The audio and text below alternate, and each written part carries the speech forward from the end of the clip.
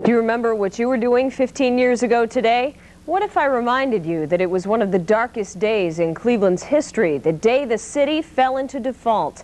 The players were Dennis Kucinich, the mayor, council president George Forbes, and the Cleveland Trust Bank. The kitty was the Muni light plant, and as the hand played out, the city was brought to its financial knees. But when the game was over, it was the city and its residents who ended up the winners. News Center 8 City Hall reporter Bob Shermanero was covering the hall back then. And Bob, I remember moderating that default debate between then Mayor Kucinich and Council President Forbes on statewide television. This was a big story. It really was, one of the biggest in the country.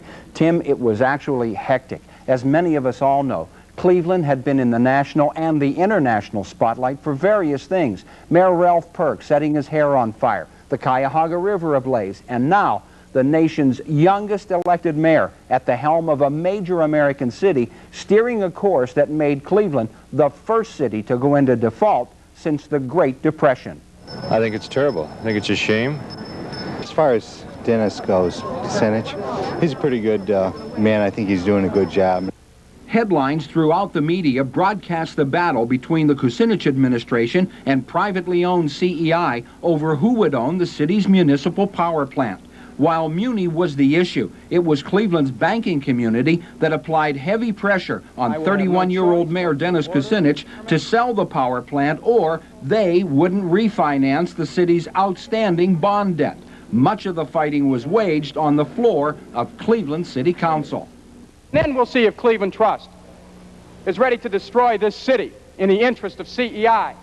But doggone it, somebody tells me about the disastrous results of default. What are the disastrous results of loss of freedom? And that's what's at stake here. It wasn't unusual for reporters to cover 2 and sometimes 3 news conferences a day. Tensions were mounting. The mayor was threatening to lay off 1,000 police and 500 firemen. Everything was building to a crucial vote by council, with then Council President George Forbes in favor of the sale. Danilowitz? Forbes? Yes. Mr. Chairman, if you can sleep with that, God bless you. Can't trust Cleveland Trust. Close your account now. But Kucinich applied some pressure of his own. Known as the People's Mayor, Kucinich rallied hundreds of people to join him in withdrawing his savings from Cleveland Trust.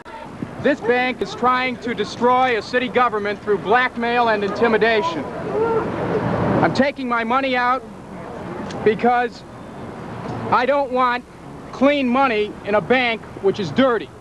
But even that couldn't save the city. At 12:01 the morning of December 15th, the city fell into its darkest hour. Time for another news conference where Kucinich unveiled his latest plan, Take It to the People. The Kucinich administration will sponsor a charter amendment on the question of Muni Light to give the people of Cleveland a choice. I'm surprised.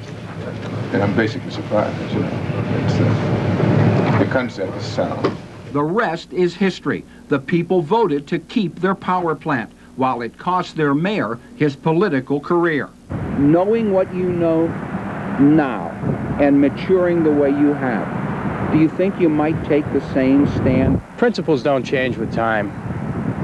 It's really a matter of what's inside of you. I did what was right for the people at the time, and if people today say I was right, I'm glad they do feel that way.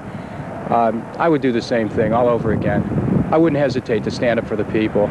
And 15 years later, how do the people of Cleveland feel about Kucinich's stance? Yeah, he had his faults, but now he's getting some stuff that he was right. Smart move. Why? Because if the city of Cleveland wouldn't have had no competition, which it is, the prices would have naturally gone much higher than. He had the guts to do it? It's good. You think he made the right decision? Well, yes, I'd say yes. So with CPP rates about 30% lower than CEI's, it's hard to find anyone except maybe a few people at CEI who would say that Kucinich was wrong. Now, whether he knew 15 years ago that his stance would have ended this way is impossible to say. CPP is alive and well and expanding in all directions of the city. And one more thing for those of us who can't take advantage of CPP. Try to imagine where their rates might be if Cleveland Public Power wasn't here. Tim and Denise. And a few years later, former Council President Forbes said Dennis was right. He agreed with him. That's right. Yeah. All right. Thank you, Bob.